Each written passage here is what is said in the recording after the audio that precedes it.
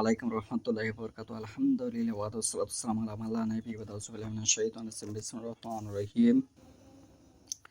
আন আব্দুল্লাহ আনি নবী সাল্লাল্লাহু আলাইহি ওয়াসাল্লাম আন্নাহু কারা নাজম ফাসাআদা ফিহা ওয়া সাআদা মান মাআহু গায়রু আন্না শাইখান আখাযা কাফান মিন তুরাবিন ফারাফাআহু ইলা জাবহাতিহি ফাকালা ইয়াকফিনি। হাসা কালা আব্দুল্লাহ ফালাকাত রাআইতুহু বাআদু কুতিলা কাফিরান। আজকের বক্তব্যের বিষয় হলো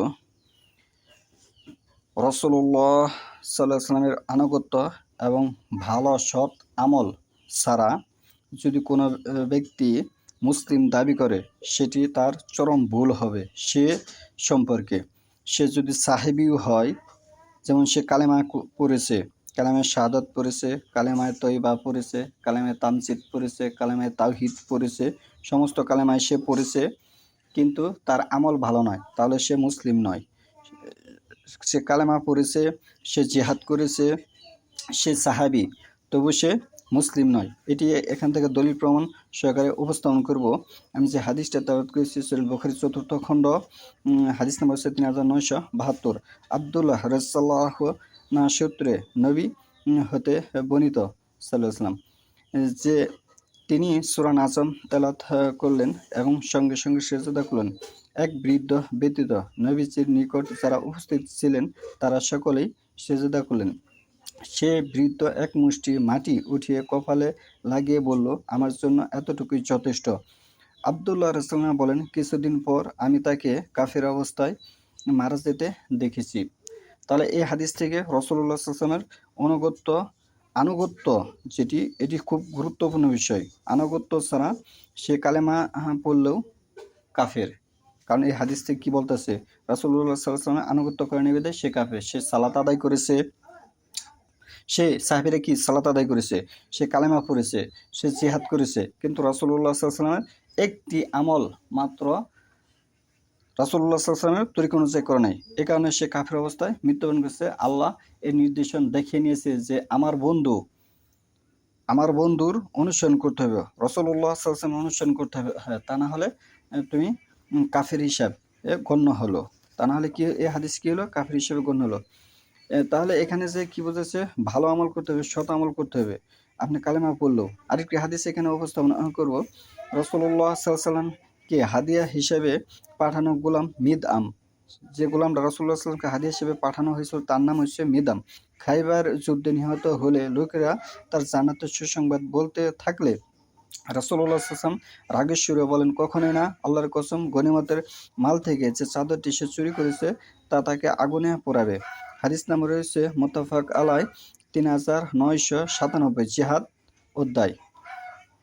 তাহলে এই হাদিসে কি মিদআম কি করছে, যে হাদিসে মারা গেছে, মিদআম কিন্তু সালাত আদায় করেছিল, মিদআম কালেমা পড়েছিল, কিন্তু সে একটি ভুল করছে, সে কী করেছে, চাদর চুরি করেছিল।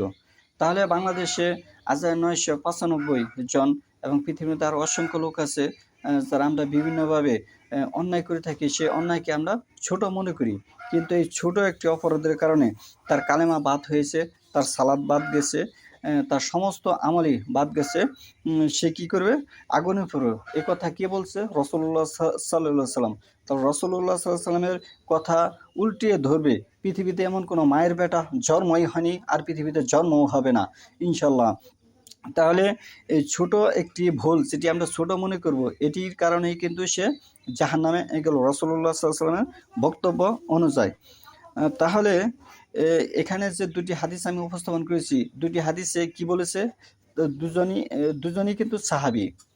মিদআমও সাহাবী।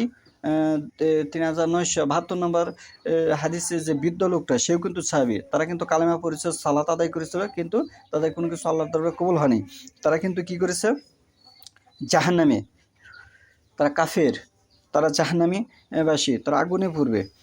তাহলে আরেকটি হাদিস এখানে উপস্থাপন করব। তারা সাহাবীদের যে আমল, সে আমলের মধ্যে যদি ত্রুটি থাকে, সাহাবীরাই জান্নাতে যেতে পারতেছে না, আর আমাদের মধ্যে যদি ত্রুটি থাকে তাহলে আমাদের অবস্থা কি? আমরা যদি বোনের ওয়ারিশি না দিই, আমরা যদি সুদ খাই, তাহলে আমাদের অবস্থাটা কি হবে সেটা এখানে আমি বোঝানোর চেষ্টা করতেছি।